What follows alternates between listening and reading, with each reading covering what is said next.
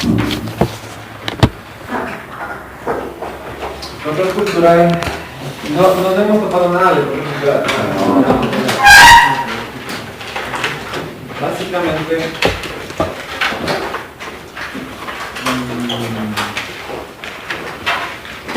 el control cultural se enfoca en ciertas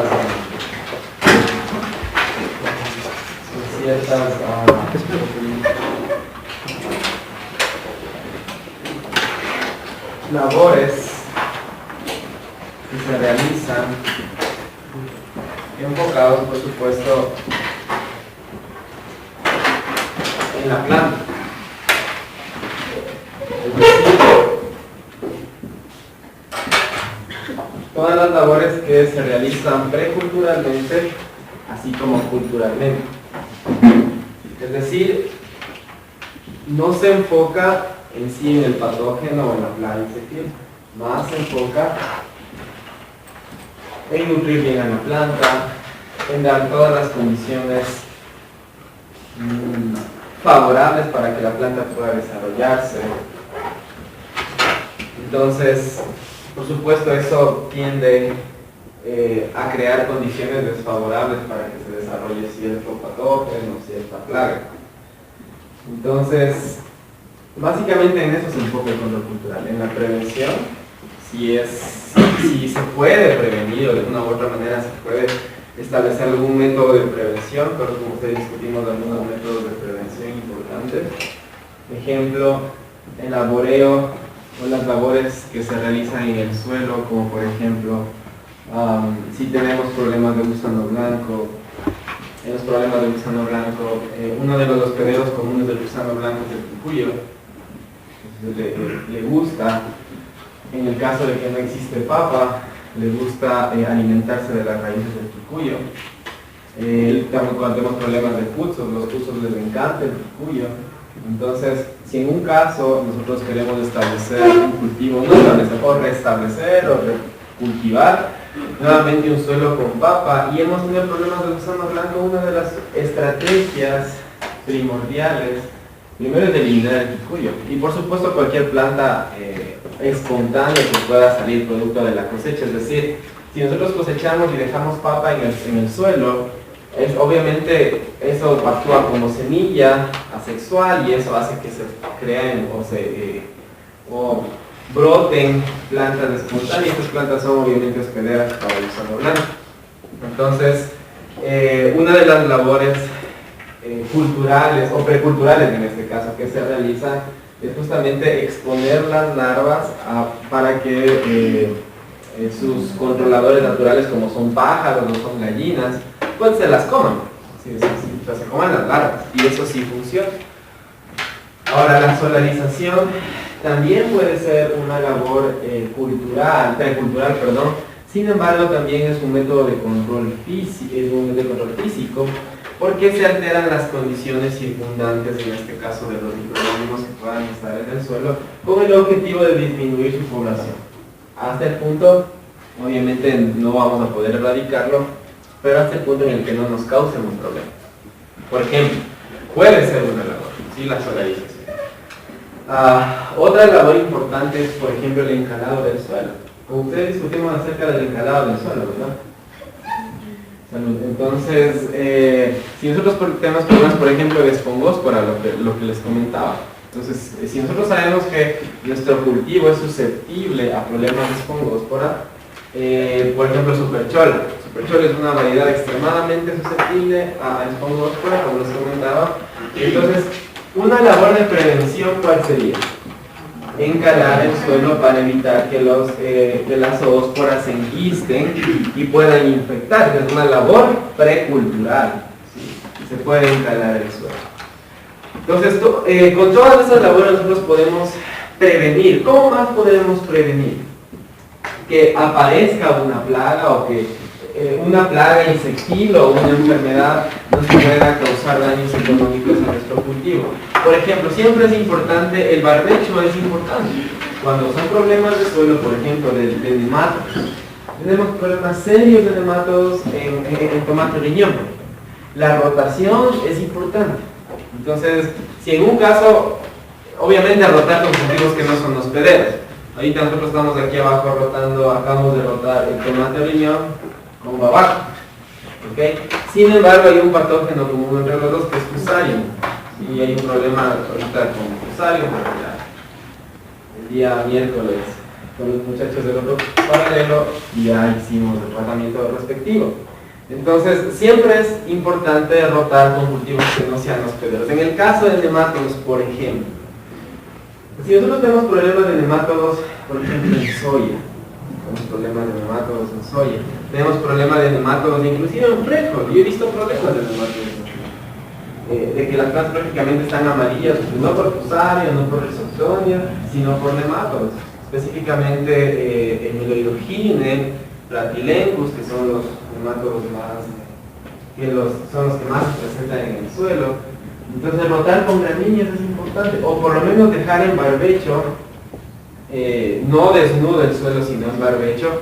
En barbecho quiere decir que ustedes dejan descansar el suelo, ya sea dejan de producir el cultivo que estaban produciendo para sembrar un cultivo que no es hospedero, absolutamente no es hospedero, en este caso de la plaga, para dejarlo por lo menos unos 6 meses. Ustedes dejan 6 meses de cultivo, o rotan, pueden rotar obviamente con un cultivo que sea, como una gramínea puede ser maíz. Las gramíneas no son hospederas de nemátodos, no les gusta a los nemátodos las gramíneas. Entonces, esa es una labor precultural, es decir, que preculturalmente yo estoy estableciendo medidas de control preventivas para cuando nuevamente vuelva y siembre el cultivo, pues este cultivo no se vea afectado. Ahora, una vez que el cultivo ya está establecido, otro objetivo del control cultural es crear condiciones desfavorables, que eso es lo que vamos a conversar el día de hoy. ¿Cómo creo condiciones desfavorables para el desarrollo de una plaga o una enfermedad?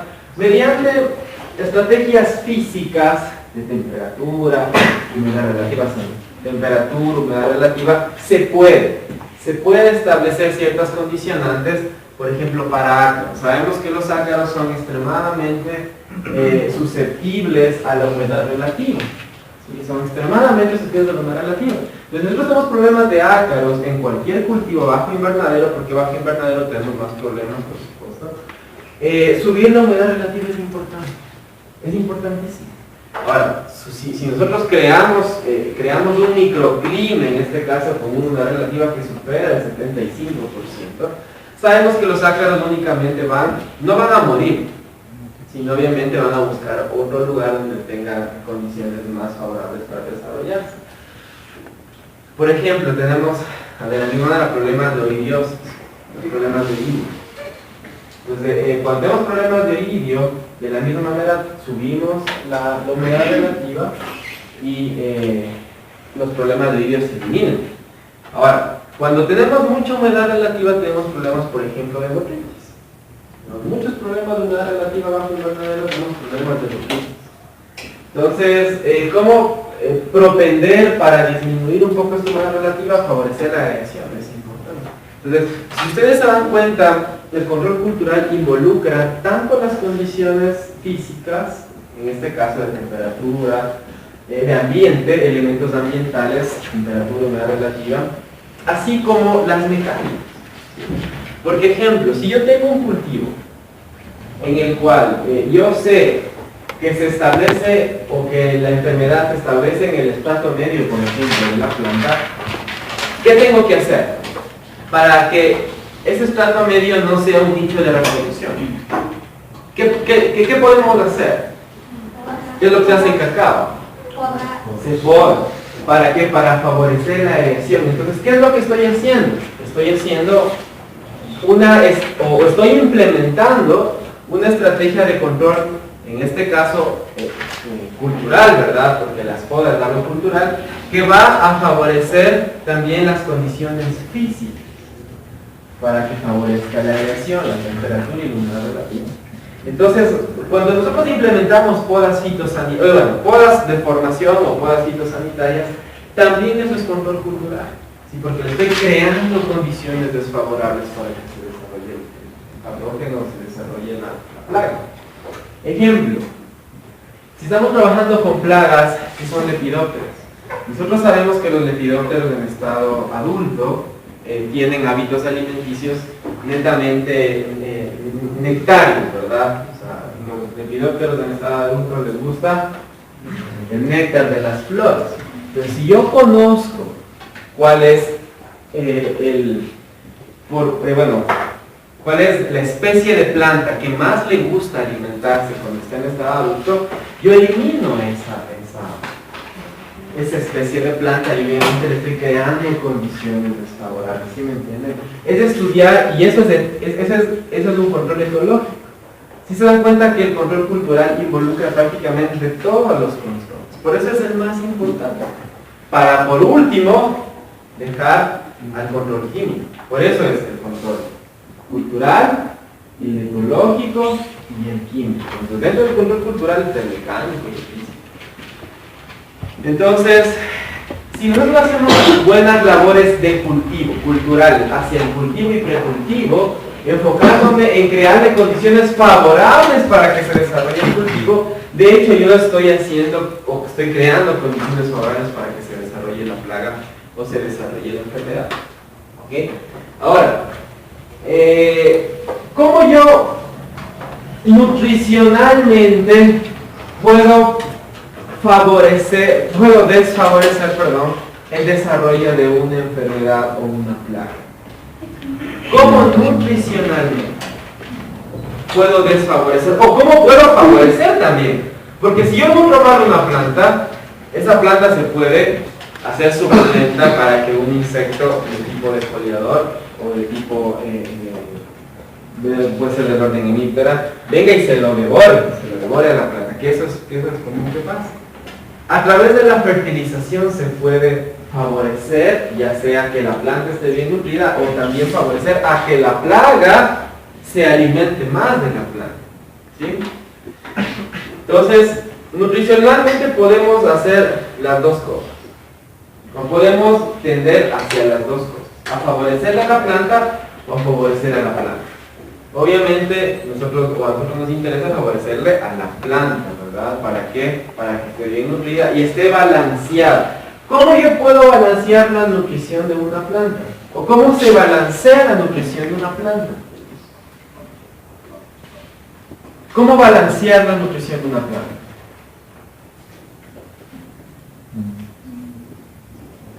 ¿Cómo balancear la nutrición de una planta?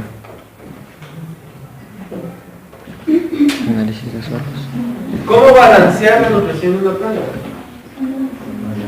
Análisis de suelos. La necesidad. ¿Perdón? La necesidad. ¿La qué? Conociendo la necesidad que necesita el nutriente. Pero ¿cómo balanceo? O sea, los requerimientos nutricionales sí es importante, pero ¿cómo balanceo?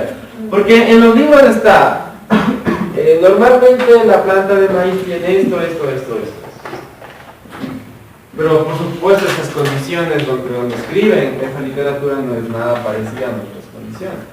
Entonces, ¿cómo puedo balancear la nutrición de las plantas? Bajo nuestro sistema, bajo nuestros cultivos. Por ejemplo, en banano. En banano la nutrición es importantísima. Y lamentablemente, ¿cuántos? Usted ya fue el cultivo tropical, ¿verdad? Ya son expertos en cultivo tropical. En promedio, no promedio, estamos cerrados. ¿Cuánto es el promedio de producción de toneladas por hectárea en el Ecuador de banano?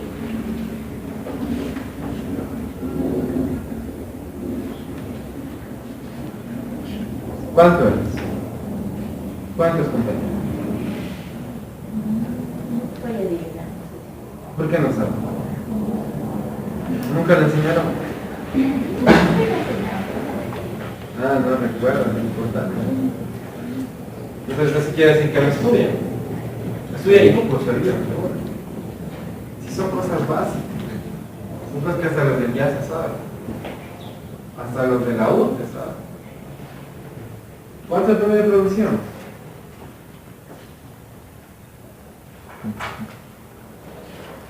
Den un número aunque sea.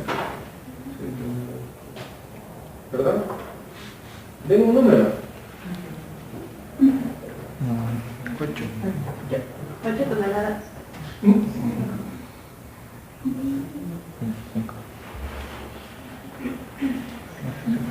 De otro número.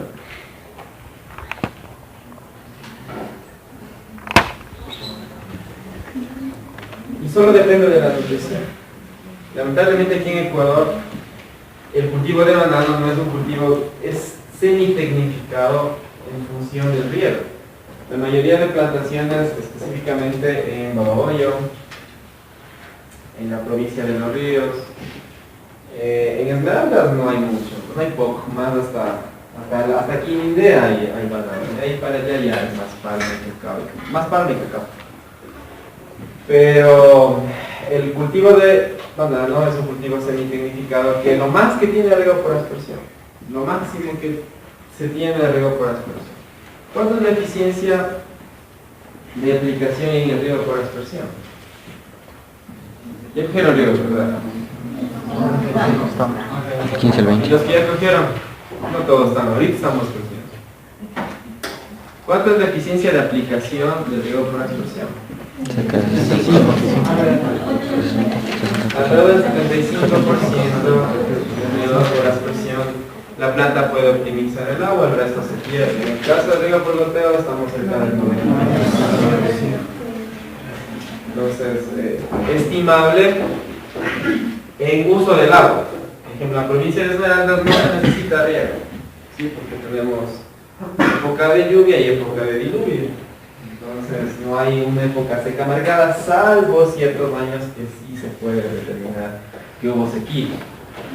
Pero en las provincias más bananeras, en este caso Mocachi, un cantón extremadamente bananero, lo más tecnificado que yo he visto es el riego por aspersión. Es lo más tecnificado que he visto. Sin embargo, los promedios de producción aquí en el Ecuador son bajos. En Costa Rica, el promedio de producción en Costa Rica es el doble de Ecuador por unidad de superficie. La productividad, perdón. La productividad por unidad de superficie ya está llegando hasta las 60 toneladas por hectárea. Aquí en Ecuador llegamos a las 20, 25, yo creo que hasta 28 toneladas por hectárea. He escuchado que tienen 28 toneladas por hectárea, es lo máximo que se ha alcanzado con riego por aspersión. Sin embargo, en Costa Rica tienen una mejor productividad, es decir, por unidad de superficie están llegando hasta las 60 toneladas por hectárea. Y eso es bueno, ¿por qué? Porque ellos han establecido riego por goteo y fertirrigación. Entonces la fertirrigación ayuda a la optimización primero del uso del fertilizante y segundo del uso del agua, porque es fertirrigación. Entonces estamos, ahora, ellos tienen el mismo material que nosotros, tienen el mismo material Williams, o sea, sigue siendo Williams allá, Williams acá. Yo creo que nuestras condiciones de suelo son muy similares a las de Costa Rica, muy similares. Del suelo, por supuesto, donde se cultiva en este caso el banano. Sin embargo, nosotros por esa tecnología, esa falta de tecnología de nutrición, en la parte nutricional, es de que no puede alcanzar el potencial productivo de este híbrido, que es muy bueno. ¿Okay? Entonces, balancear una planta no depende de lo que dice la literatura, sino depende 100% de los análisis foliares. Es decir, si yo quiero establecer, tengo una fertilización de base cuando iniciamos, ¿sí? La fertilización de base en el caso de banano siempre es nitrógeno y fósforo. Es lo que necesita, y boro, en ciertas ocasiones. Entonces, pero el nitrógeno y fósforo es lo que necesitan las plantas para arrancar su cultivo. ¿Okay? Y esa fertilización es una fertilización de base. Y siempre se la hace. Es como en la papa. La fertilización de base siempre se la hace. Con la papa se va, como la papa va fertilizando. Sin embargo, a medida que va creciendo la planta, necesitamos ir suplementando ciertos nutrientes, específicamente potasio, calcio y magnesio, que son los tres cationes importantes, extremadamente importantes, que aseguran primero una buena producción, y segundo, aseguran una menor predisposición de las plantas hacia el ataque de plagas y enfermedades. ¿Por qué? Por ejemplo, ustedes han escuchado el fenómeno de la trofobiosis, ¿verdad? ¿Qué han escuchado acerca del fenómeno de la trofobiosis? ¿Qué creen que es el fenómeno de la eutrofobiosis? Que cuando la planta se encuentra, o sea, bien nutrida, no habrá enfermedad o plaga infectiva que le pueda atacar. ¿Ya? ¿Y qué es la eutrofobiosis? Cada organismo tiene su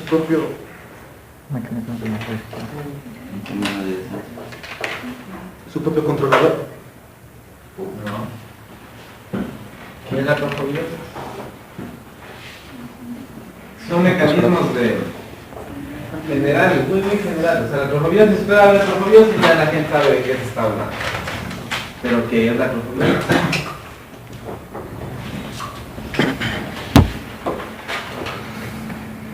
¿Es un proceso de qué? ¿Es un fenómeno de qué? ¿Perdón? ¿Qué es trofo?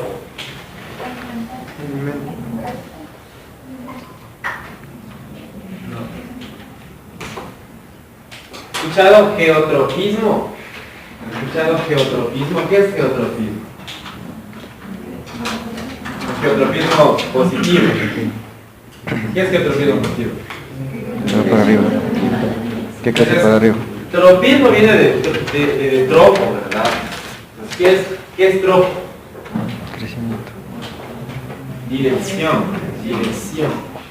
Y biosis Vida. viene de vida. Entonces lo que pasa es de que en el fenómeno de la eutrofobiosis, cuando las plantas, cuando la compañera dice se encuentran, no sé qué dijo, no me acuerdo, bueno, en este caso se encuentran desbalanceadas nutricionalmente, las plantas son más apetecibles. ¿Ya? Como les digo, eso, creo que esa definición la puso tal vez la mamá Oblio, Huáscar, ellos pusieron esa definición, es la que desde el jardín sabemos que es eutrofobiosis. Pero ¿por qué se da la eutrofobiosis? Hay que explicar científicamente qué es la eutrofobiosis. Si es la causa o la causalidad es un desbalance nutricional, definitivamente. ¿Pero por qué? ¿Qué es lo que desbalancea? Que las plantas se hacen más apetecibles para los insectos, es lo que pasa. Aumenta la cantidad de aminoácidos. Ya vamos a conversar de eso. Es lo que pasa con las personas. Existen ciertas... ¿por qué hay personas que no les pican los zancudos o los moscos de estos, los tábanos, y a otras sí? Tal vez no son porque son muy borrachos y se van a gustar los insectos. Pero hay Es por la otros. cantidad de azúcar que tiene en la sangre. Ejemplo, en mi caso, a mí sí me pican mucho los insectos, muchísimo. Bueno, primero es porque no bebo, por supuesto, cero alcohol y tampoco cero cigarrillo. Sin embargo, más depende por la cantidad de almidón que ustedes tienen en la sangre. ¿Sí? Mientras más almidón tienen en la sangre, los insectos, en este caso, utilizan ese almidón para, por supuesto, ovipositar, para copular, para todo. ¿Okay? Ellos se alimentan del almidón. Ahora, en el caso de las plantas, el compañero dice aminoácidos libres. Yo no creo que sean aminoácidos libres. No tiene mucha lógica que sean aminoácidos libres. Sí existen aminoácidos libres en las plantas. De hecho, es con lo que forman las proteínas. ¿Sí? Pero la planta no puede. Voy a pusir aminoácidos, aminoácidos para que venga el insecto y me coma. No. La planta tiene mecanismos de regulación, como decíamos. Tiene mecanismos de regulación. Pero el desbalance ya se le va de las manos a las plantas. ¿Sí? No es tanto por la cantidad de aminoácidos libres. No digo que no haya aminoácidos, por supuesto que los hay. Pero eso no es lo que causa la eutrofobiosis. O lo que dicen el canto de cultivo perfecto por el pH. Sí, el pH es importante. El pH en el citoplasma es muy importante. Que los insectos tienden a determinar el pH. Pero esto es un poquito diferente. Más va por la parte del nitrógeno. Y nosotros suplimos mucho nitrógeno. Bueno, tenemos dos tipos de formas de nitrógeno, ¿sí? En la planta. El nitrógeno que es coloidal y el nitrógeno no coloidal. Eso es de nutrición de plantas. ¿Cuál es el nitrógeno coloidal? ¿Cuál es el nitrógeno no coloidal? Eso yo aprendí en la universidad. Y que en verdad sí es verdad lo que nos dicen acerca de los tipos de nitrógeno que están dentro de la planta. ¿Cuál es el nitrógeno coloidal?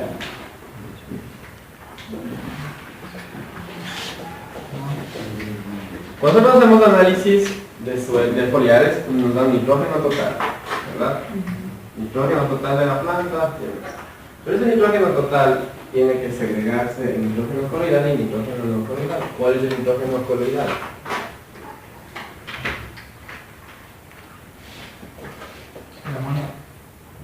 El amonio. No.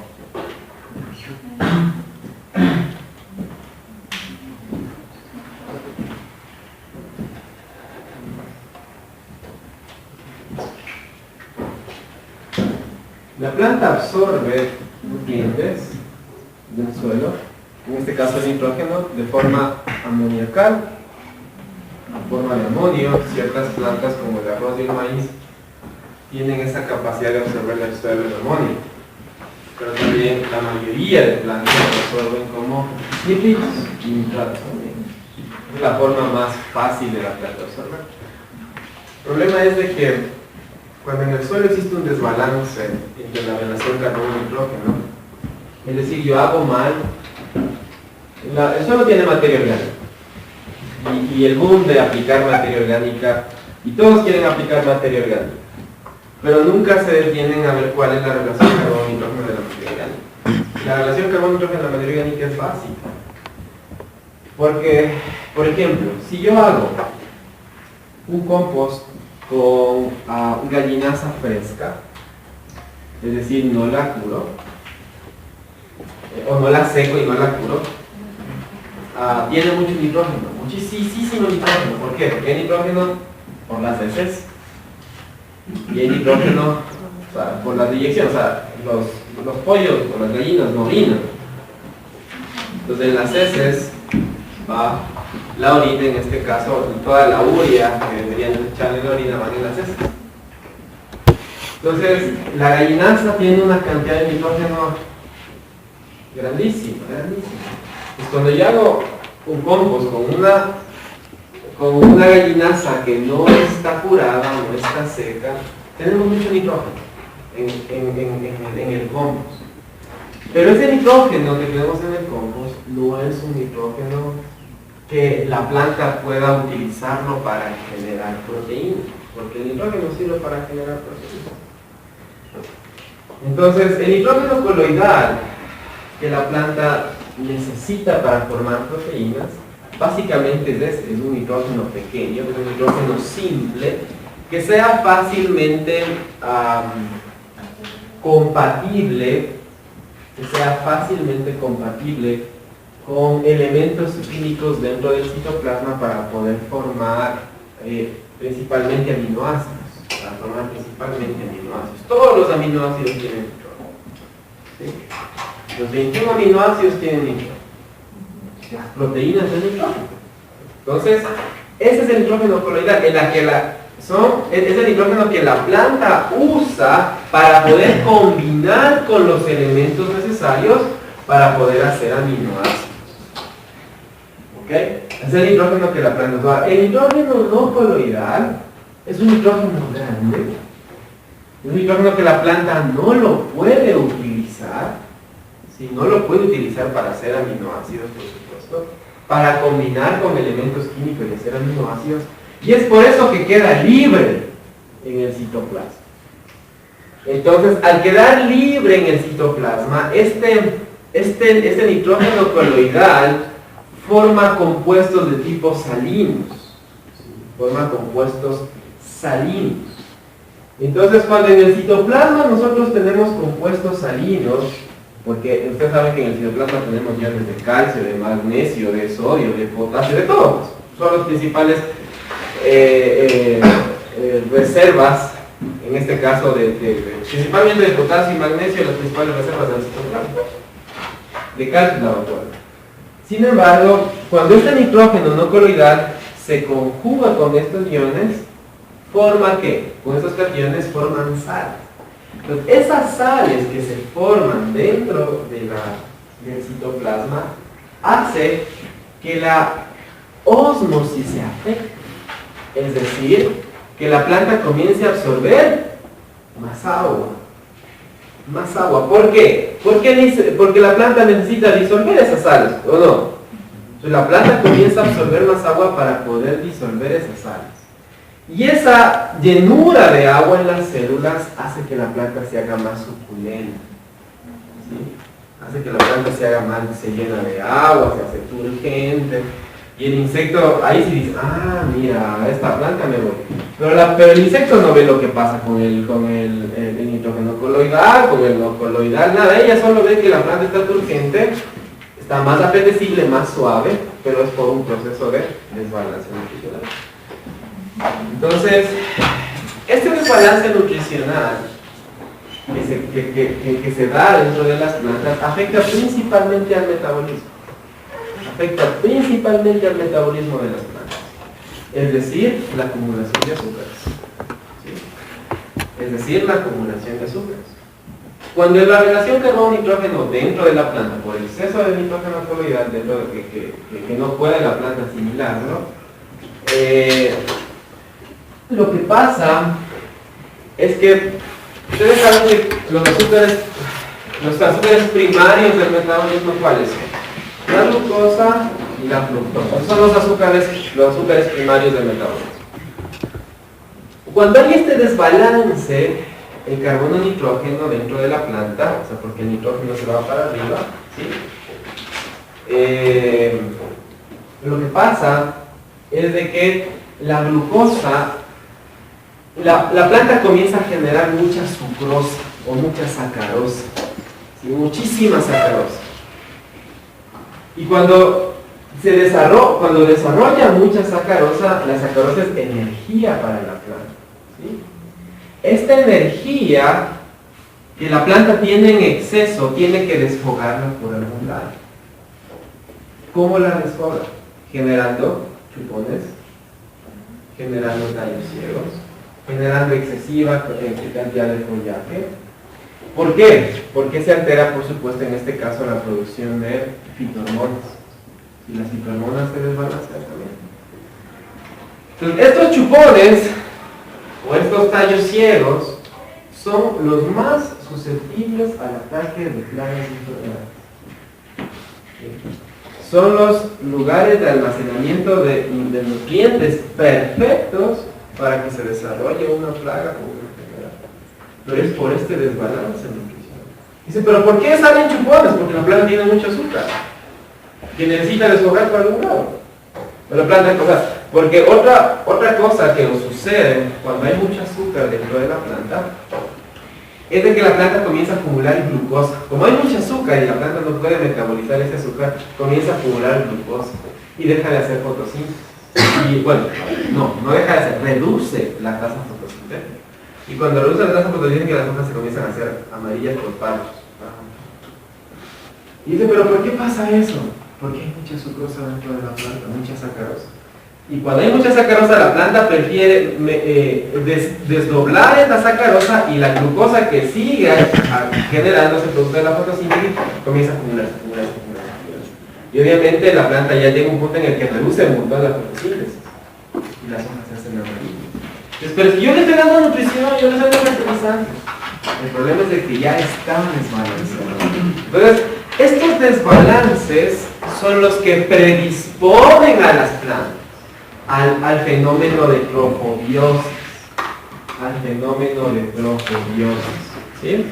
Ahora, cuando les pregunten a ustedes qué es la trofobiosis, ya saben. No son aminoácidos libres. Ya no son aminoácidos libres.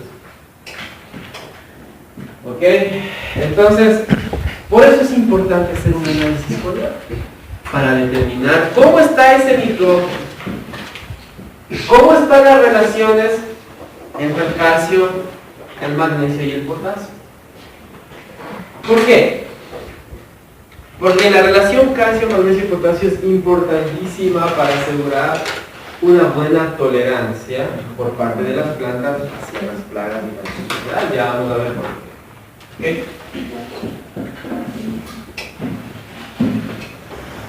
Bien.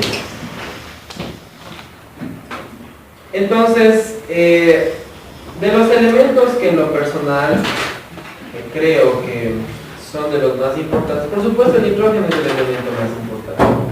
¿Sí? Sin lugar a dudas, el nitrógeno es el elemento más importante que necesitan. Por eso mismo, porque necesitan formar aminoácidos, proteínas, crecimiento. Sin embargo, considero que el nutriente que le sigue en orden de importancia, de acuerdo a la movilidad, a la sistemicidad dentro de la planta, es el potasio.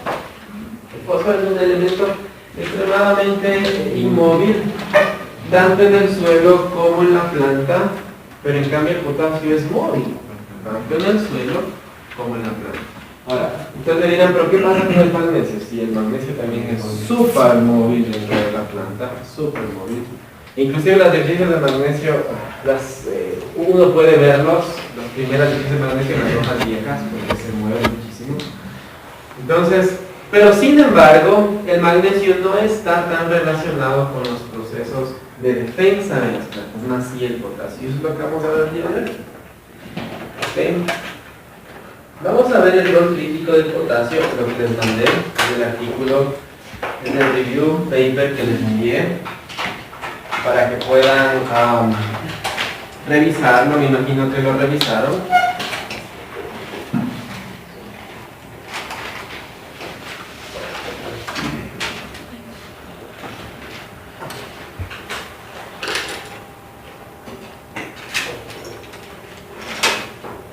Ahora, ¿cómo balancear la relación carbono-nitrógeno dentro de las plantas? Eso me olvidé decir. ¿Cómo balancear la relación carbono-nitrógeno dentro de las plantas? Haciendo bien un compost, así de sencillo. El compost no tiene mucha ciencia, pero hay que aprender a hacerlo bien. ¿Okay? En verdad el compost yo creo que no tiene mucha ciencia, pero hay que hacerlo bien. Hay que manejar ciertos parámetros que aseguran que el compost va a estar bien hecho o que va obviamente a servirle a la planta. Porque ¿qué pasa cuando yo pongo un compost con una relación carbono-nitrógeno alterada dentro de las plantas? Perdón, cuando pongo el compost con una relación carbono-nitrógeno en el suelo. En vez de favorecer la mineralización de los nutrientes, va a favorecer la inmovilización de los nutrientes. ¿Sí? Porque el pH, por supuesto, está alterado. El pH tiende a acidificarse por los muchos hidrógenos que tiene, en este caso en la materia orgánica. Se liberan estos hidrógenos y el pH baja. Entonces, en vez de favorecer la mineralización, favorecemos la inmovilización. Y eso no queremos. Entonces, si nosotros queremos manejar una buena relación carbono-nitrógeno dentro de las plantas, hagamos un buen compost. ¿Okay? Manejemos tiempos, temperaturas, emisiones de CO2 y por supuesto contenidos nutricionales al final en la etapa de maduración. Bueno, este es el review paper que vamos a discutir el día de hoy. Muy interesante, muy bueno. En lo personal creo que yo aprendí muchísimo con este paper. Tiene muchos cosas positivas. Alguien que quiera leer, por favor, o alguien que se anime a leer.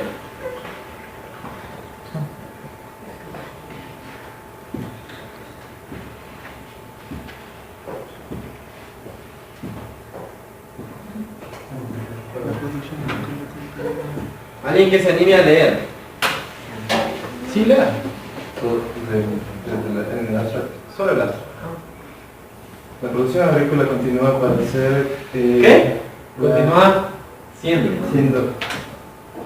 Al estar contraída por un número de factores bióticos y abióticos para reducir la calidad de los cultivos. ¿Sí me entiendes capaz?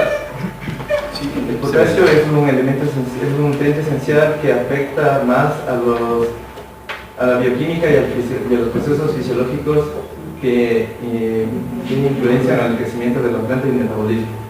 Esto también puede contribuir a la supervivencia de las plantas expuestas a varios estreses bióticos y bióticos. El siguiente Revisión. se enfoca en la eficiencia del rol del potasio en la defensa contra los números bióticos y el número biótico y abiótico, Un número de estreses bióticos. incluyendo las enfermedades, las pestes, La sequía, la salinidad, el frío, frío y el congelamiento. congelamiento y La inundación. anegamiento. creo que era. Sí, la inundación. La habilidad para el potasio y La disponibilidad. los efectos en el crecimiento de la planta, en la anatomía, en la morfología, anatomía y en el metabolismo están discutidos. Esta fisiología y mecanismos moleculares de la función del potasio en la resistencia del estrés de las plantas están revisados. Este artículo también evalúa el potencial del mejoramiento del estrés en la resistencia del estrés de las plantas por la modificación de la Aplicación. del fertilizante y highlights. ¿Ah? Highlights. Los highlights son los como resalta. O sea, un highlight es que usted resalta algo.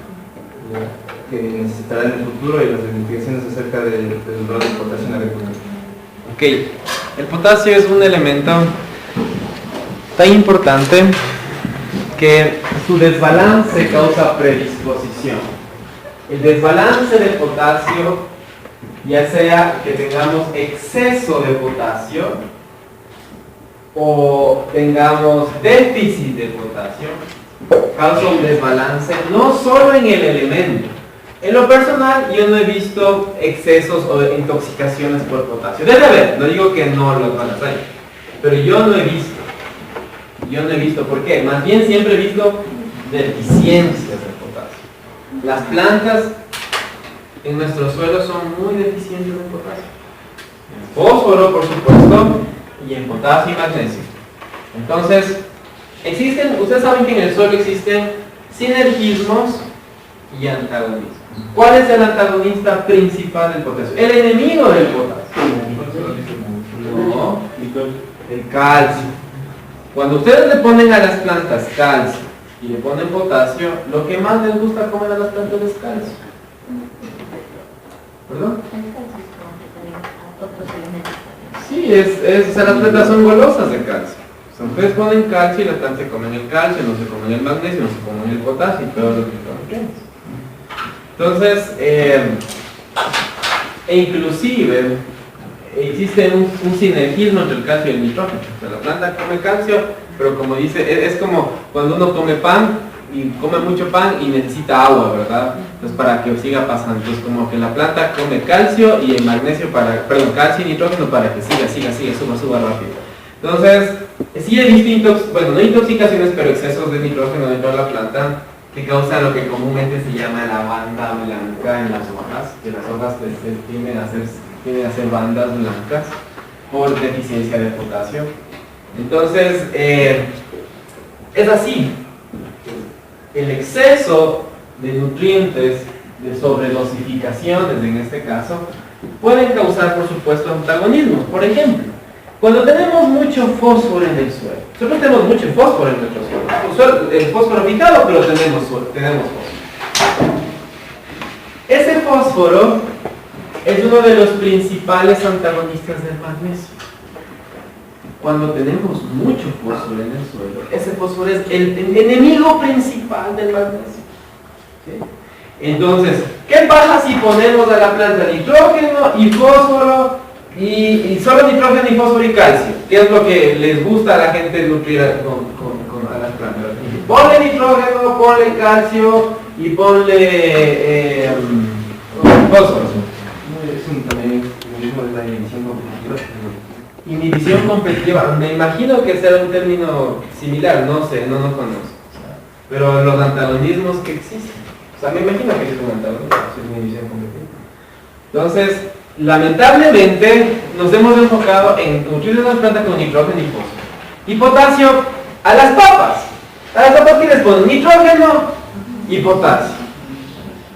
Nitrógeno y fósforo, perdón. Nitrógeno y fósforo. Y al último, cuando ya están formados los tubérculos, le ponen potasio. Al último le ponen. Para que pueda llenar por el tubérculo, con el llenado del tubérculo. Entonces, raro se enfocan en la nutrición de potasio. Pero sin embargo, el potasio es importantísimo. Es tremendamente importantísimo en la respuesta a la defensa de las plantas. Justamente esto es tanto bióticos como abióticos, ¿ok? Entonces, aquí vamos a analizar dos panoramas, los factores bióticos y los factores abióticos. Factores bióticos como plagas y enfermedades, factores bióticos, bióticos como plagas y enfermedades y abióticos como sequía, salinidad y frío, congelamiento, ¿ok? Que son los más importantes. Muy bien, ¿qué es lo que pasa o qué rol cumple el potasio contra el estrés biótico? ¿Qué rol cumple el potasio contra el estrés biótico? Primero tenemos dos panoramas. El primer panorama es de que cuando existe poco potasio dentro de las plantas, o existe concentraciones bajas de potasio dentro de las plantas, ¿qué es lo que pasa? Cuando no tenemos suficiente potasio dentro de las plantas, ¿sí? Es decir, a través de la fertilización, no me enfoqué en potasio, no me interesa el potasio, a mí me interesa el nitrógeno y el fósforo. Y tal vez al último, para que llene la planta un poquito, voy a ponerle potasio. O para que algo mejore la calidad, le voy a poner potasio. Pero obviamente eso causa un desbalance. Entonces lo que primero causa, o la primera consecuencia de una baja concentración de potasio dentro de las plantas, esto es de la parte fisiológica. Y vamos a hablar de la parte fisiológica. Primero, dice que activa o gatillea, porque es un gatillea, por eso activa, la expresión de proteínas que son afines al potasio.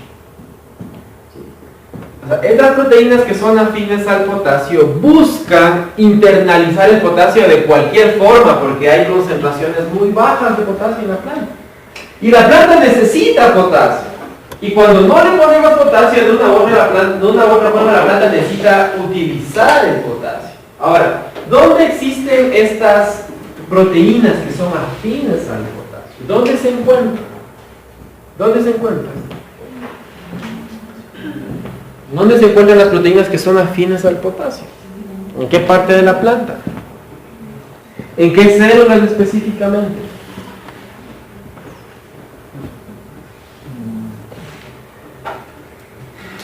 Que son muy afines al potasio. ¿En qué parte de la célula? ¿A qué células? ¿En qué parte de la planta?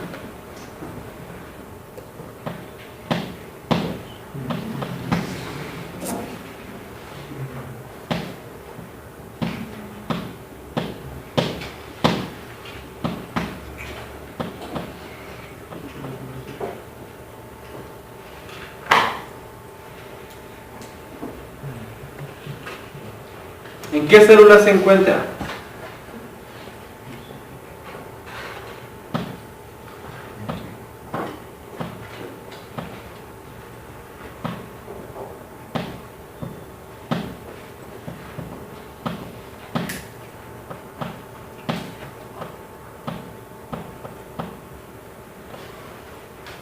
Sí pasa la fisiología, ¿verdad? ¿En qué células se encuentran las proteínas que son afines al potasio?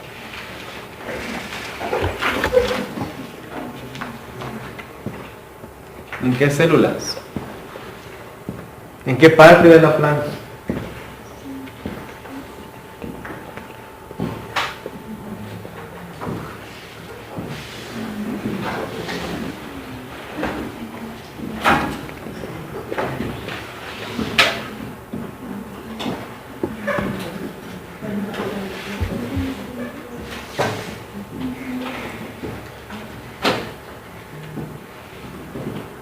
¿En qué células y en qué parte de la planta?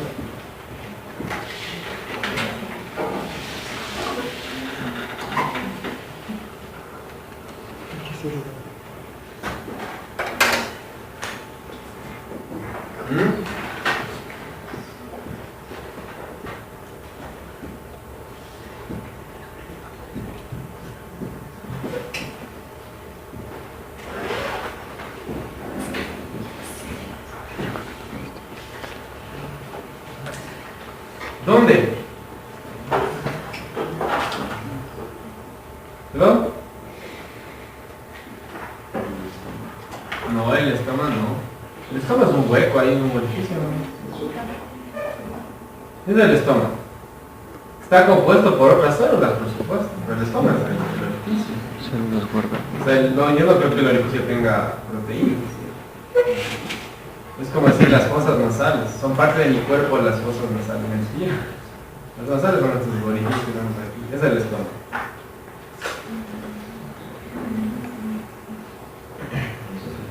Las células guardas del estómago, sí. Esas son... ¿Se acuerdan de la bomba de sodio y potasio? No, no se acuerdan, ¿verdad? No saben, no saben, sí. ¿Para qué sirve la bomba de sodio y potasio? ¿Perdón? ¿Perdón? La apertura izquierda del... Para la apertura izquierda del estómago. ¿Dónde están estas células afines al potasio? En las células guardas. Así. Es donde más existe. ¿Y por qué tiene que internalizar el potasio que se encuentra? ¿Por qué esas células se encuentran en los estomas? Porque por supuesto el potasio, como es un cañón, está pegado en la cutícula de las hojas. O sea, al estar pegado en la cutícula de las hojas, la planta necesita internalizar el potasio que no lo tiene en el suelo, que no lo puede encontrar en la atmósfera. La única forma de internalizar ese potasio es a través de estas células que son afines al potasio. Es decir, capturan a los potasios y los internalizan hacia las células. Pero el problema es de que gasta muchísima energía. La planta gasta muchísima energía para hacer eso. ¿Sí? Es decir, este mecanismo no es suficiente como para poder suplementar lo que la planta necesita de potasio. Pero es la primera causa, es el primer efecto. El segundo, promueve la producción de compuestos ROS. ¿Qué son los compuestos ROS? ¿Perdón? ¿Perdón? ¿Qué son los compuestos ROS? ¿Perdón? ¿Pero qué son? O sea, ese es uno. Es un compuesto ROS. Son compuestos que son reactivos. Bueno, la compañera dice afines, también está bien. Que son compuestos reactivos al oxígeno. ¿Cuál es el compuesto más reactivo al oxígeno? El agua, por supuesto. Entonces, se forman compuestos ROS. Estos compuestos ROS, que en este caso implementan, como aquí dice, la producción de peróxido de hidrógeno, ¿es malo o es bueno para la planta? Es malo. Porque ¿qué pasa si yo te pongo a ti peróxido de hidrógeno en el cabello? Te hace rubio como la compañera. Te hace rubio como la compañera. Entonces, pero eso tiende a quemar. Es un compuesto extremadamente oxidante, que daña las membranas de las plantas. ¿Por qué? Porque estos compuestos ROS tienen principalmente dos lugares donde se producen. El primero es donde existe una enzima, o es donde están las enzimas, las proteínas, que se le llama la NADPH oxidasa. La NADPH oxidasa, que vamos a ver más tardecito,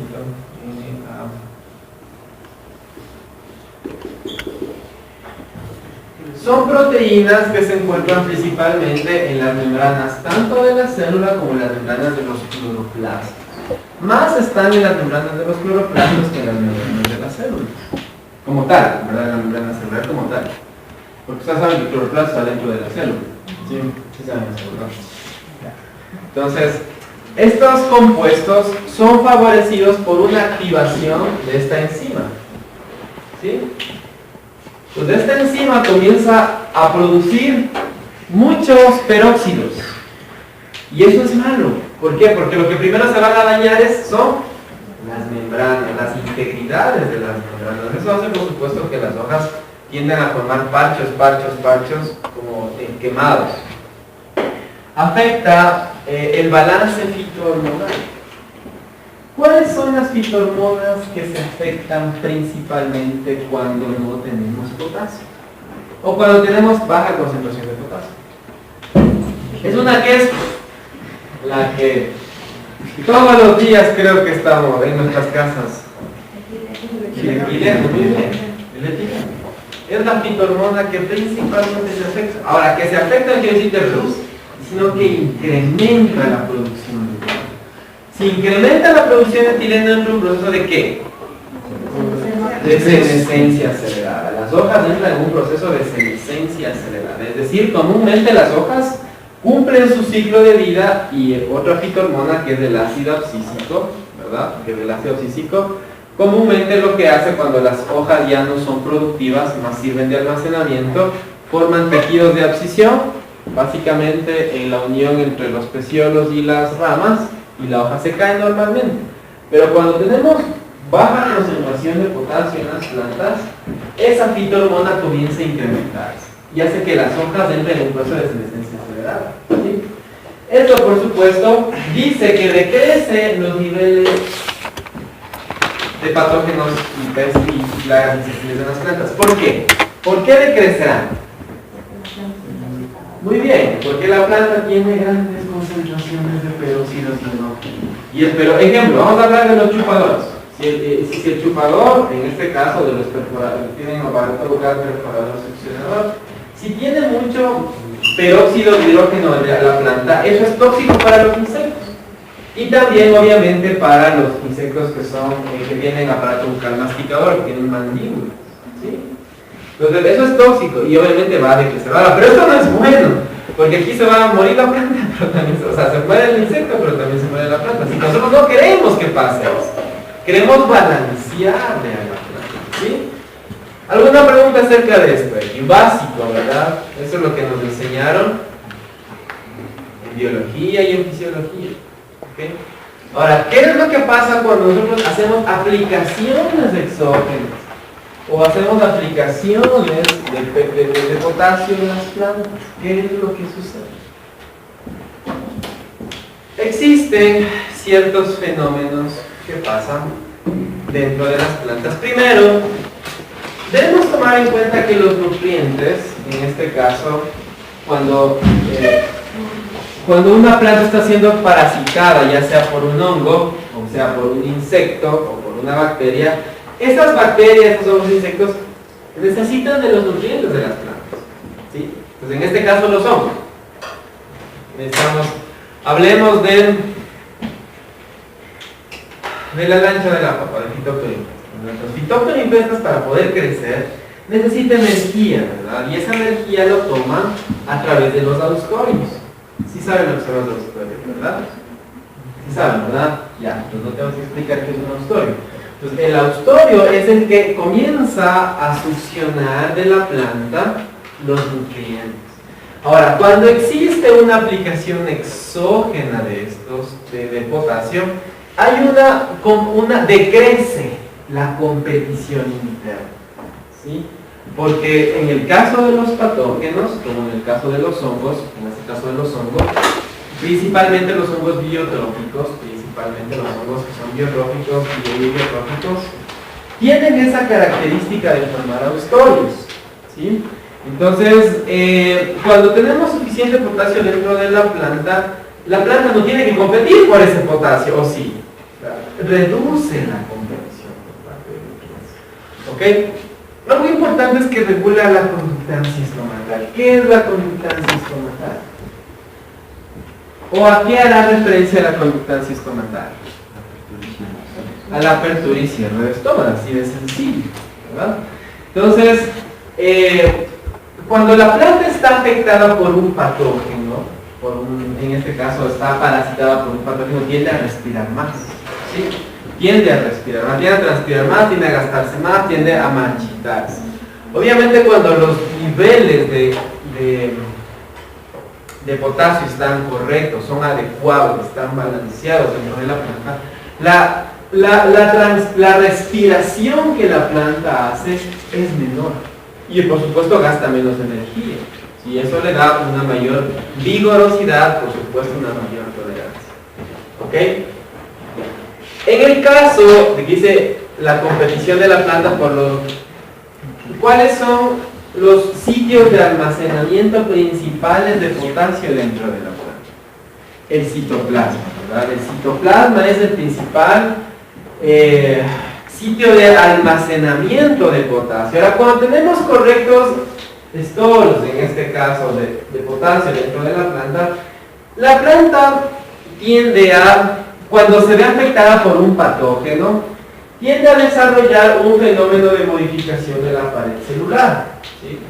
Ese mecanismo, ese fenómeno de modificación de la pared celular se llama impregnación de sales. Es un mecanismo de mineralización que tiende a endurecer la pared celular porque se comienzan a impregnar sales en la pared celular, ¿sí? Se comienzan a impregnar sales en la pared celular que les da mayor dureza. Esta mayor dureza, ahora, no solo estoy diciendo que las sales son de potasio, porque también pueden ser de calcio, también pueden ser de silicio, sin ningún problema.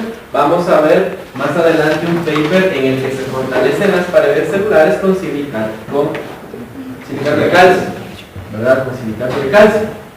Entonces, pero se impregna la pared celular con sales. Ese proceso se llama impregnación de sales, es un proceso de reforzamiento de la pared celular. Ahora, incrementa la síntesis de compuestos de defensa. Los compuestos de defensa principalmente son proteínas, ¿sí? Son proteínas, son fitoalexinas, son proteínas, son fitoalexinas y son compuestos fenólicos, ¿sí? Son compuestos alcohólicos. Incrementa la síntesis de compuestos de defensa. Principalmente son proteínas de defensa de la planta, fitoalexinas. Una de las fitoalexinas más conocidas es el ácido salicílico, la fitoalexina famosa en el mundo como precursora de la respuesta de defensa de las plantas. Asimismo el ácido plasmónico, el etileno también es un precursor. Y también los compuestos fenólicos, ¿okay? O lo que se llaman los polifenoles. Estos compuestos polifenólicos, que son derivados justamente de la producción del etileno, hace que la planta quiera evitar el avance, en este caso, del patógeno. Y por supuesto, si tenemos un correcto almacenamiento, reserva de potasio dentro de la planta, tenemos más nutrientes para que la planta pueda reparar, ¿verdad? Si en un caso existe algún daño, la planta puede reparar o parchar esa área que fue dañada. Ahora, también dice que se desarrollan múltiples enzimas que regulan los patrones de metabolismo. Esto es tremendo, tremendísimo. Desarrolla el desarrollo de múltiples enzimas con funciones que regulan los patrones de metabolismo. ¿Cuál es una de las principales enzimas que regulan el patrón de metabolismo? Escuchen bien, metabolismo dentro de las plantas. ¿Perdón? No, o sea, eso vamos a irnos, sí, pero no quiero hablar de quinasas todavía. Hablemos de metabolismo, las quinasas no son metabolismo, eso no es metabolismo. ¿Qué es metabolismo? Por cierto, ¿qué es metabolismo? Producción de energía. ¿Perdón? Producción de energía. Reducción de energía. Producción de energía. Bueno, puede ser, es como un resumen súper resumido.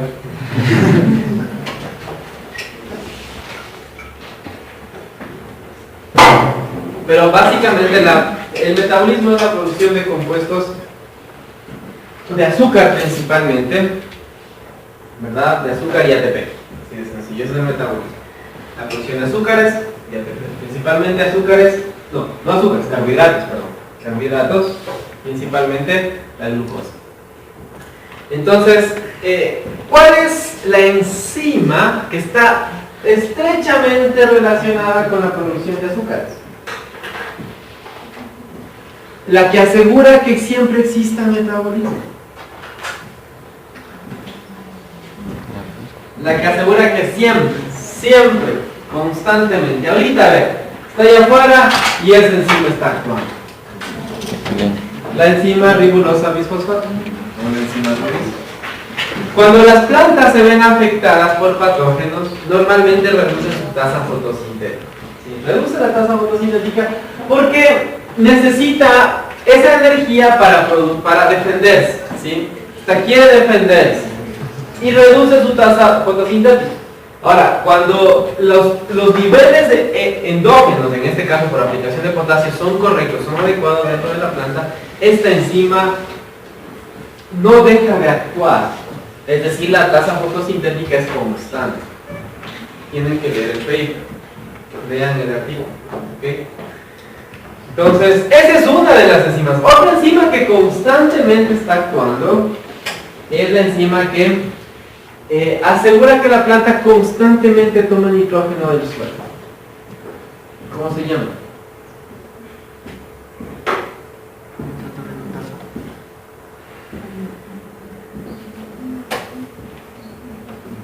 ¿Cómo se llama la enzima que tienen las plantas que constantemente asegura que la planta tome nitrógeno del suelo, ya sea como amonio o ya sea como nitratos o nitritos? ¿Cómo se llama esa enzima? Nitrato reductasa, correcto. Entonces, la nitrato reductasa es la enzima que constantemente asegura que la planta tenga nitrógeno para poder realizar sus funciones metabólicas. Funciones metabólicas de producción de qué? De azúcar, ¿verdad? Y producción, por supuesto, de aminoácidos y proteínas. ¿Ok? Esto hace que, por supuesto, se implemente la fortaleza y la prevención, en este caso, de patógenos, del ataque de patógenos y plagas, principalmente. Entonces, es importantísimo porque vean solo lo que hace el potasio. Sí, el potasio es importantísimo dentro de la planta. Ahora, vamos a ver qué es lo que pasa con el estrés bajo, un estrés bajo sequía, un estrés provocado por la sequía. ¿Qué es lo que pasa cuando las plantas están sometidas a un... Todo esto es cultural, todo esto es cultural, eso es un conocimiento cultural, que nosotros no lo vemos así, pero sabemos que existe, porque existen estudios que lo corroboran. Ahora, tenemos dos panoramas. Primero, el que se hagan aplicaciones exógenas de potasio o que tengamos reservas de potasio dentro de las plantas. ¿Cuál es el sitio de reserva de potasio en las plantas? El citoplasma. No existe un sitio de almacenamiento como tal en el, por ejemplo, el calcio, que es la vacuola. La vacuola es el sitio perfecto de almacenamiento de calcio. En el caso del potasio, en el citoplasma. Ahora, primero, cuando hacemos aplicaciones exógenas, pasa lo mismo. ¿Okay? Se regula los canales transportadores de potasio, es decir, la planta no tiene que gastar energía para internalizar ese potasio que está durísimo, pegado en la cutícula de la hoja, ¿verdad? Porque eso comúnmente es lo que está pasando cuando tenemos potasio. La planta necesita sacar ese potasio de la cutícula e internalizarlo. Sin embargo, cuando hacemos aplicaciones exógenas, se activan estos transportadores de potasio que están en las células guarda de los tonos, que van a internalizar el potasio, van a hacer que entre al citoplasma. Esto va a elevar las concentraciones de potasio en el citosol o en el citoplasma. Elevan esas concentraciones. ¿Qué es lo que desencadena esto? Primero, incrementa, estamos con estrés de sequía, ¿sí? Estrés contra sequía. Cuando se elevan las concentraciones de potasio dentro de la planta, la primera causalidad o el primer efecto, fenómeno que se desarrolla, es el incremento de la actividad de la acuaporina. ¿Qué es la acuaporina? ¿Qué es la acuaporina?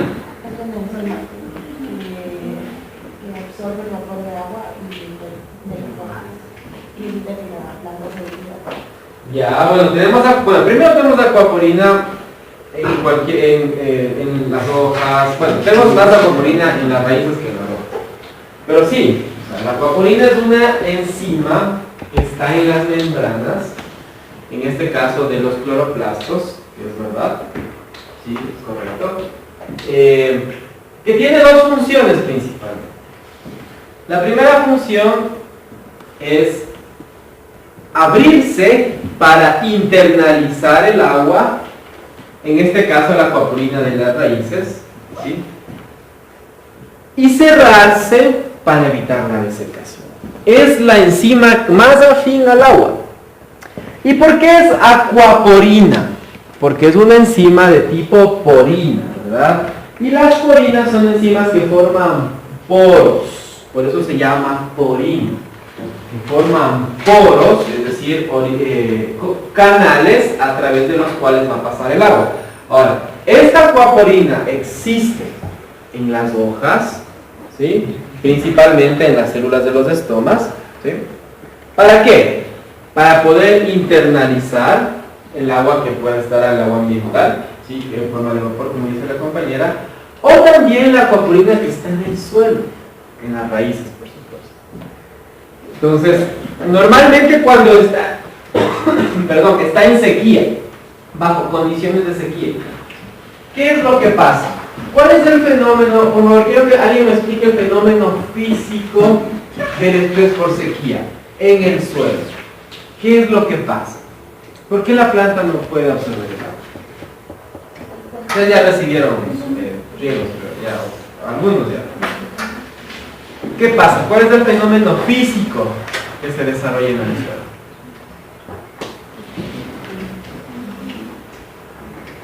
¿Cuál es el fenómeno físico? ¿Perdón? Hay un fenómeno que se desarrolla en el suelo porque las plantas, por el que las plantas no pueden tomar agua del suelo. Con protección. ¿Perdón?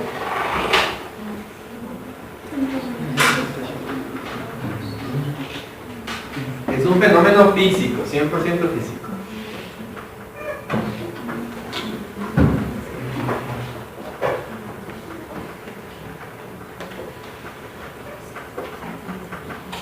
No hay mucha porosidad.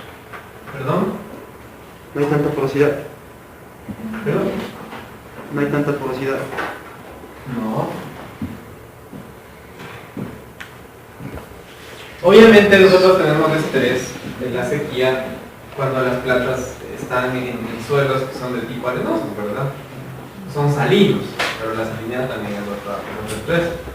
Está relacionada con la sequía, pero ese es después.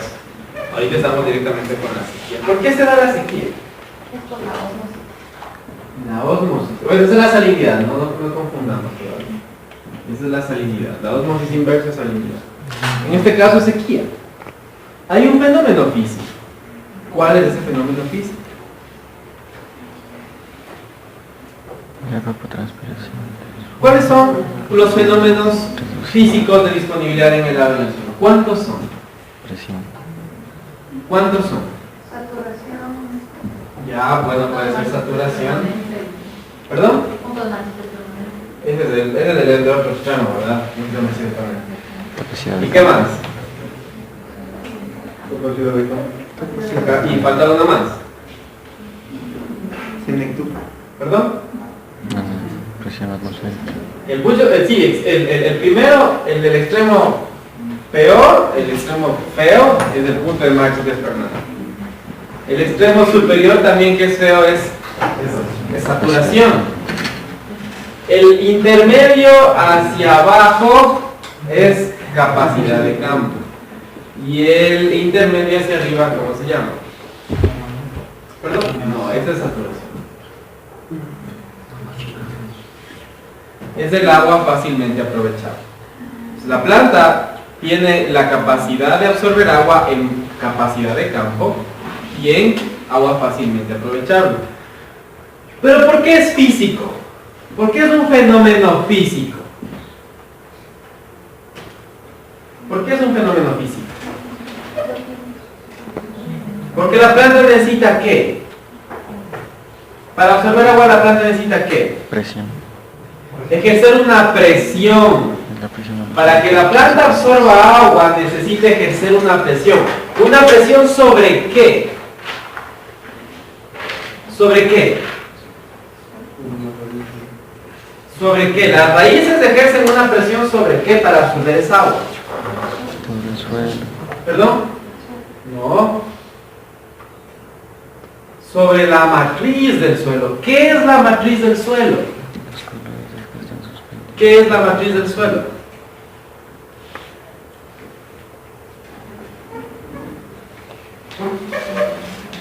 ¿Qué es la matriz del suelo?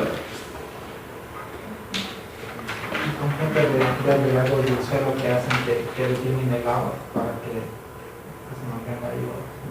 ¿Qué es el conjunto de agregados? Está bien, algo Las partículas que tiene el suelo para poder detener de alguna manera. ya, esa es la parte estructural. La matriz del suelo es la estructura como tal del suelo, no es la textura, es la estructura, es decir, cómo están agregadas, como el compañero dice, cómo están agregadas las partículas en este caso del suelo, cómo están agregados el limo, la arcilla, la arena, ¿sí?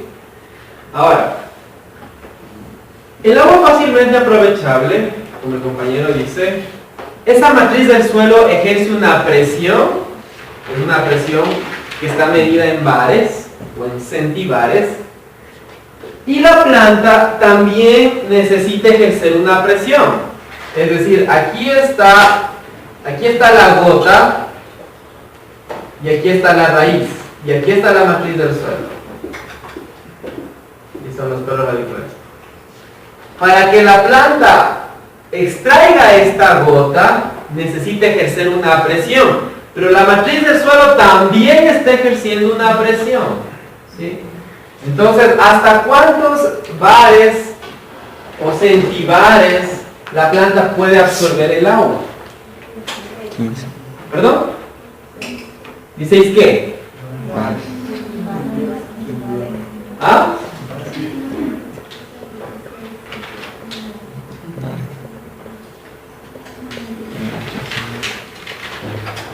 Mientras más alta es la cantidad de bares, por supuesto necesita más presión. O sea, la planta a capacidad de campo está cuando ella absorbe más o menos entre 5 y 10 centibares. La planta absorbe fácilmente el agua. Sobrepasa esta cantidad de presión y la planta ya necesita ejercer más presión sobre la matriz del suelo. Hasta 15 centibares es lo máximo que la planta puede absorber. Es lo máximo, a cualquier planta. Pero existen plantas que se han desarrollado con estrés a sequía, que ellas extraen el agua del suelo a más centibares, ¿sí? Pero no es que ellas, porque ellas dicen somos las mejores, como el maíz, ¿no? El maíz resiste a la sequía y tipo de cosas. Pero lamentablemente no todas las plantas tienen esa capacidad. No todas las plantas tienen esa capacidad. Entonces, ¿cuál es la enzima que asegura que pueda estar absorbiendo? Es la coaporina, ¿sí? Esta coaporina es la que agarra, en este caso, la gota de agua, o el agua que está retenida y lo absorbe, ¿sí? Activa. Ahora, esto gasta mucha energía en la planta.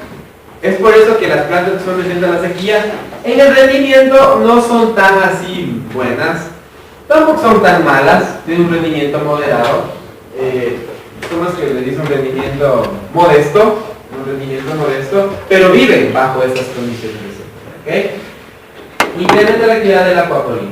¿Qué es lo que dice que hace? Mantiene o incrementa ya sea la absorción de agua o la retención de agua, ¿sí? Lo que conversamos. La coaporina de las hojas mantiene, es decir, reduce un poco la respiración, porque cierra los estomas un poco, y también la absorción en el caso de la coaporina de las raíces, ¿sí? ¿Ok? Entonces esto hace que obviamente tenga una mayor resistencia. Lo vamos a hacer, ¿verdad? ¿Qué es lo que también se desarrolla? Tenemos elevadas concentraciones de potasio dentro de la célula. Dice que regula la síntesis de etileno. Es decir, ¿se producirá más etileno o menos etileno? Se produce menos etileno para evitar ese proceso de senescencia cerebral.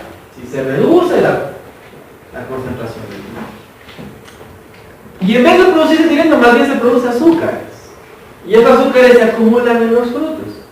Y es por eso que el potasio es importante para mejorar el uso de los. ¿Okay? Entonces, cuando se regula la producción de etileno, totalmente se reduce la respiración de las hojas. Ya de estar respirando constantemente, que hace que favorezca la senescencia. Por supuesto, esto mantiene e incrementa la retención de agua, incrementa la resistencia. Entonces, ahora, ¿qué también puede pasar? Regula la actividad de la NADPH oxidasa. Es decir, esta enzima ya no va a producir muchos compuestos ROS, ¿verdad? Sí, cuando tenemos correctos niveles, en este caso de potasio, se regula, es decir, reduce la actividad de esta enzima. Al reducirse la actividad de esta enzima se produce menos compuestos ROS. ¿Qué es lo que cuando se produce menos compuestos ROS, qué es lo que pasa? Se mantiene una integridad y una estabilidad de las membranas. ¿Por qué? Porque no se acumula peróxido de hidrógeno que puedan dañar las membranas. ¿Por qué? Porque ¿dónde está esta NADPH oxidasa? ¿Dónde la encontramos? En las membranas de las células y en las membranas de los cloroplastos. Entonces, como se producen en las membranas de las células y en las membranas de los cloroplastos, obviamente si se reduce la porción de compuestos ROS, no vamos a tener problemas de sequía, de daño, ¿cómo es? Intoxicación podríamos llamar así por presencia de compuestos ROS, ¿ok? Ahora, cuando nosotros aplicamos o tenemos una buena reserva de potasio interno, dice que induce la acumulación de solutos, y eso es importantísimo. Induce la acumulación de solutos. ¿Qué es un soluto? ¿Qué es un soluto? ¿Qué es un soluto? Química. Ahora le queda bien al Edgar. Luis. ¿Qué es un soluto?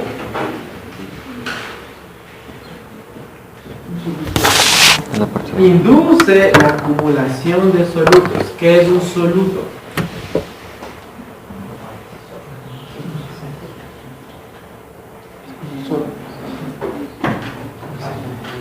¿Qué es un soluto?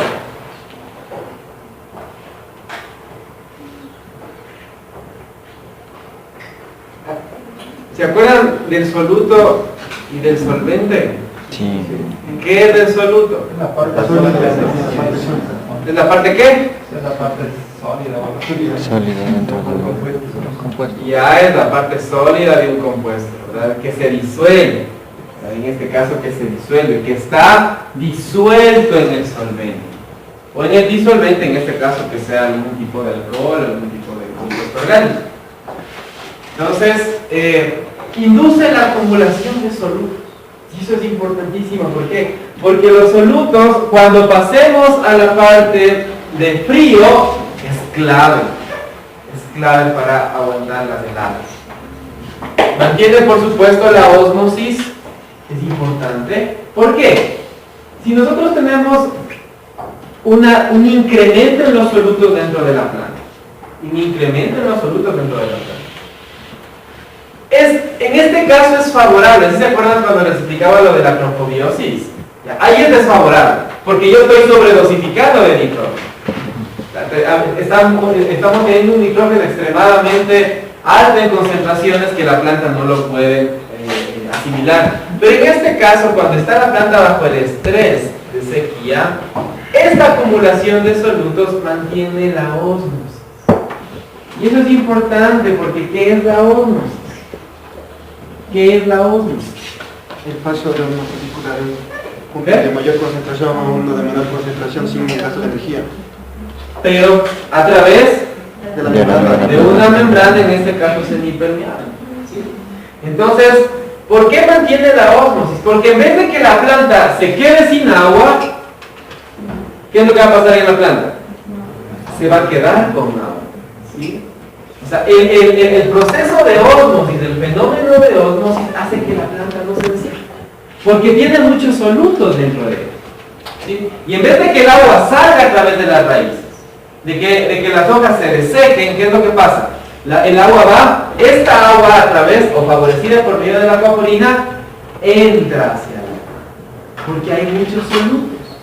Hay solutos de potasio dentro de las hojas. Eso asegura un proceso de ósmosis, por supuesto. ¿Okay? Incrementa el área radicular. Algo importantísimo que es la translocación del fotoasimilado. ¿Qué es un fotosintato o un fotoasimilado? ¿Qué es lo mismo? ¿Qué es un fotoasimilado o un fotosintato? O puede ser más importante, el fotosintato más importante que hasta nosotros lo necesitamos. ¿Perdón? ¿Cómo? No. O sea, sí, pero no. Hay uno más importante. ¿Cuál es el primero? Vamos. Está bien lo que Sayana dice. Yo hice mal la pregunta. ¿Cuál es el primer fotosintato importante que la planta obtiene? Antes de la glucosa. Antes de la glucosa, la planta en el ciclo de Calvin obtiene un fotosintato importantísimo y que la planta lo necesita, que nosotros lo necesitamos, que los animales lo necesitan. No, o sea, ese es un precursor de los azúcares, de los carbohidratos. Pero aparte del ácido piruvico, conjuntamente con el ácido piruvico, ¿qué se forma? ¿Ah? ATP. Ese es el primer fotosintato, antes de que se formen los carbohidratos. Las primeras moléculas de ATP formadas son en el ciclo de Calvin. Después se forma la 38 en el ciclo de Krebs, por supuesto, eso sí, no, nadie dice que no. Pero el primer fotosintato general es del ATP. El primero. El ácido piruvico es un precursor de los carbohidratos. ¿Okay? Entonces, promueve la translocación de estos fotosintatos, estos fotosimilados, que van a promover el crecimiento. ¿Okay? Ahora, otro fotosintato, como decía, son los carbohidratos, correcto. Otro fotosintato puede ser las fitohormonas, como el auxina, la ciberelina, ¿sí? Son otros fotosintatos. ¿Qué es un fotosintato? Es un compuesto que se originó de la fotosíntesis. ¿Sí? Pues en este caso, ¿cuáles son los compuestos que originan de la fotosíntesis? Agua ATP, carbohidratos como compuestos, y después de los carbohidratos las fitohormonas. ¿Ok? Entonces esto hace que se mantenga, por supuesto, la fotosíntesis, ¿verdad? Que se induzca la fotosíntesis, qué tremendo. Solo aplicando potasio. No solo aplicando potasio, manteniendo los niveles de potasio adecuados y balanceados dentro de la planta. Porque mira, pero ¿cuál es el balance perfecto? Cada planta tiene un balance. Pero el balance no solo se debe al potasio, sino se debe a la relación entre los tres cationes. O sea, los tres cationes tienen que estar balanceados. Porque el que causa el desbalance es el potasio. ¿Ok? En el caso de estrés contra sal es lo mismo. ¿Se dan cuenta? Es básicamente lo mismo. Sin embargo, aquí hay algo importante. Algo importantísimo que se diferencia del anterior. En el caso cuando tenemos un estrés salino, pasa lo mismo, ¿se dan cuenta? Sí, igualito. Sin embargo, esta es la característica que diferencia el estrés salino del estrés por sequía. ¿Sí? Interesante. Dice que mantiene los contenidos celulares de potasio bajos primero. Esto mantiene una relación entre el potasio y el sodio adecuadas. ¿Por qué? Porque cuando nosotros tenemos mucha sal en el suelo, es decir, tenemos cloruro de sodio en el suelo, ¿sí? Este cloruro de sodio en el suelo, ¿por qué se forma? ¿Por qué se forma cloruro de sodio? ¿O por qué está en el suelo el cloruro de sodio? ¿Cómo se originó? ¿De dónde salió esta sal? El cloro del agua. ¿Perdón? El cloro del agua. No entiendo. El cloro del agua. No. O sea, el suelo tiene cloro, ¿verdad? Normalmente.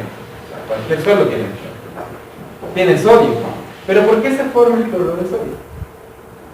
Ustedes das un análisis de suelo, les da cloro, les da sodio. O inclusive cuando a veces analizamos sodio, lo que estamos analizando es cloro de sodio. Porque eso es Pero ¿por qué se similar para forma el el plan. cloruro de sodio en el suelo?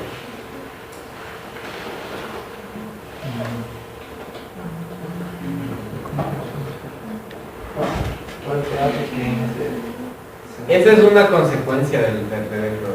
O sea, tenemos mucho cloruro de sodio, tenemos un pH alto, pH alcalino. ¿Pero por qué se forma el cloruro de sodio en el suelo?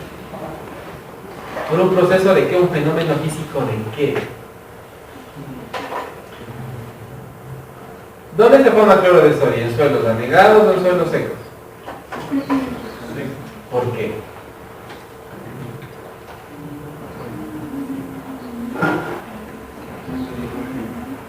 ¿De qué?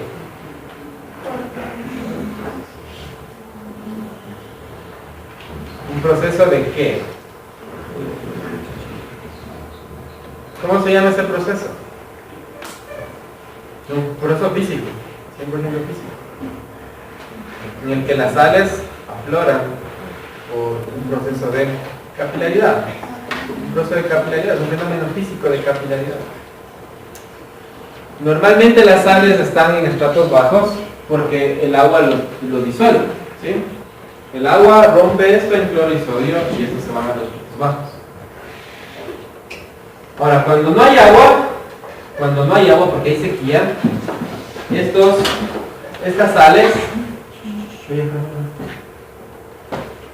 sales afloran, es decir, suben, ¿sí? Por un fenómeno de capilaridad. Este fenómeno de capilaridad hace que esto se acumule mucho en los sustratos, obviamente en la rizosfera de la planta. Ahora, esta sal es muy reactiva. Esta sal se rompe y el sodio queda libre. Este sodio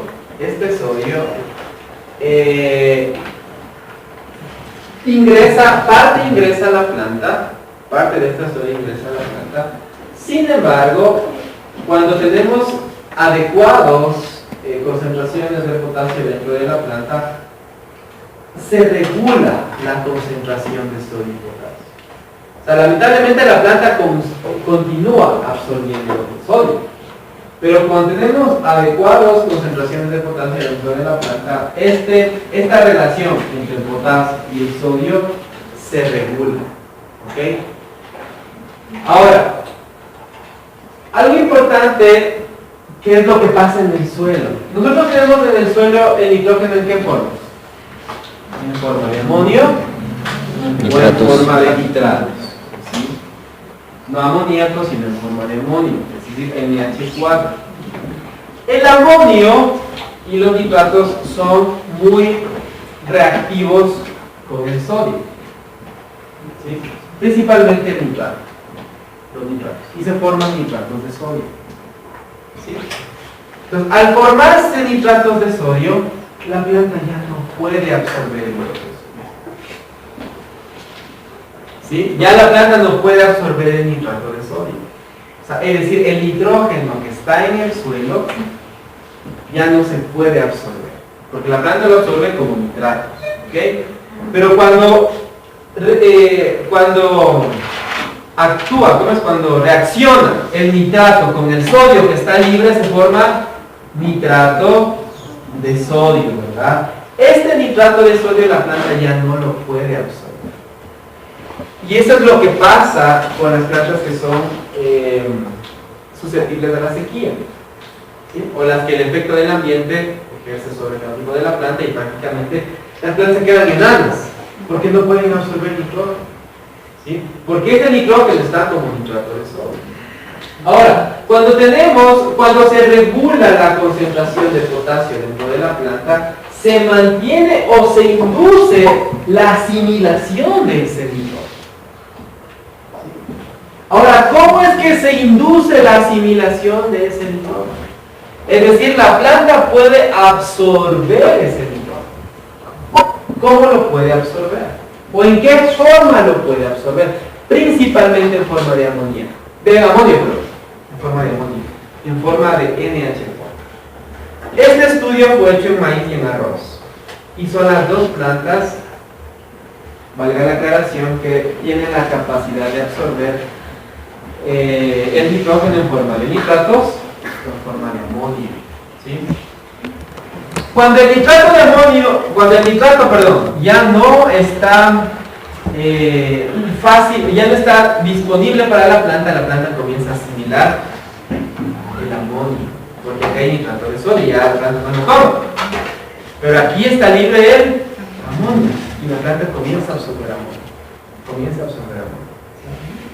Entonces es interesantísimo cuando los niveles de potasio y sodio están nivelados, están regulados, están balanceados dentro de la planta, ¿sí? Entonces esto promueve por supuesto el crecimiento, lo mismo, ¿verdad? O sea, siguen formándose los fotosintatos y eso obviamente mantiene la resistencia o la tolerancia de la salinidad. De ahí además es lo mismo, y es exactamente lo mismo al anterior porque están correlacionados, la sal con la sequía están súper correlacionados. Pero lo más importante que quiero que ustedes les quede de este esquema es de que se mantiene balanceados los niveles de potasio y sodio dentro de la planta, ¿sí? Se mantienen balanceados los niveles de potasio y sodio, por lo que les expliqué. Ahora, este balance entre el sodio y el potasio hace que se mantenga la absorción de nitrógeno, pero no en forma de nitratos, sino en forma de amonio, en forma de NH4. Que ventajosamente, como les digo, este estudio, la mayoría de este estudio fue hecho en arroz, fue hecho en maíz. Son las dos especies vegetales que tienen esa capacidad de absorber. Ahora ustedes me dirán, ¿y qué pasa con arroz? No sé. Habría que hacer el estudio. No sé. ¿Okay? Pero si nosotros estamos diciendo que se mantiene la absorción de nitrógeno, ya sea por nitratos o ya sea por amonio, ¿cuál es la enzima que estaba involucrada en el proceso de absorción de nitrógeno? La nitratorreductasa, ¿okay? Es una enzima que está dentro de la planta que hace que el nitrógeno que está siendo absorbido se comience a transformar, por supuesto, en aminoácidos, en proteínas. Nosotros hicimos una investigación con un muchacho en cacao probando un producto que es el piraclostrobin, que tiene un efecto, que lo denominaron que tenía un efecto excelente. El efecto Axelen es justamente sobre la nitratorreductasa. Y nosotros determinamos que aplicando este producto, la nitratorreductasa se incrementaba y se incrementaba la concentración de proteína en la almendra del cacao. Y eso es súper importante. ¿Okay? Pasa lo mismo. En este caso se induce la acumulación de solutos, mantiene la osmosis celular, se reduce la producción de rechazo, en la petroxilasa, reduce la producción de compuestos ROS, mantiene la integridad y lo mismo. Es todito lo mismo del anterior, si se dan cuenta que es igualito al anterior. Pero aquí lo que me interesa es de que puedan ustedes analizar esta parte. ¿Sí? ¿Qué horas son? Ya son las 10:30. Ok, a las 12 nos vemos. Gracias.